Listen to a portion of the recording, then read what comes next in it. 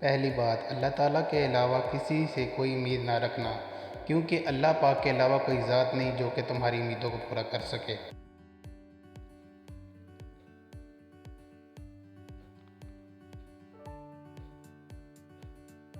دوسری بات، اپنے گناہوں کے علاوہ کسی چیز سے نہ ڈرنا کہ کل کو جب اللہ کے سامنے جاؤ گے تو اللہ کو کیا منہ دکھاؤ گے۔ اس لیے ہر وقت یہ خوف اپنے دل میں رکھو کہ کوئی گناہ تم سے سرزدہ نہ ہو، اور جو گناہ ہو چکے ان پر اللہ پاک سے استغفار کرو۔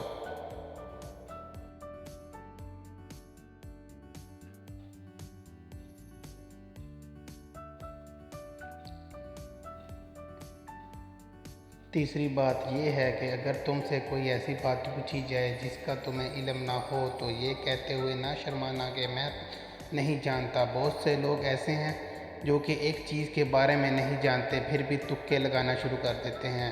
کسی دوسرے موقع پر حضرت علی رضی اللہ عنہ نے یہ بھی فرمایا تھا کہ اس بات کا اقرار کر لینا کہ میں اس بارے میں نہیں جانتا یہ بھی آدھا علم ہے۔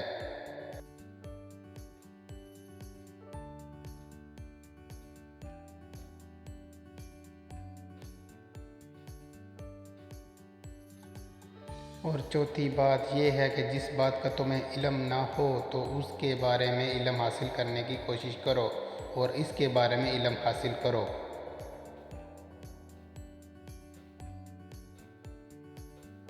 اور آخری بات یہ فرمایا کہ صبر کرو، ہر حال میں صبر کرنا انسان کے لیے بہتر ہے، اور صبر ایمان کا حصہ ہے۔ بلکہ یہاں تک فرمایا کہ صبر کا مقام ایسا ہے جیسا کہ بدن میں سر کا مقام ہے۔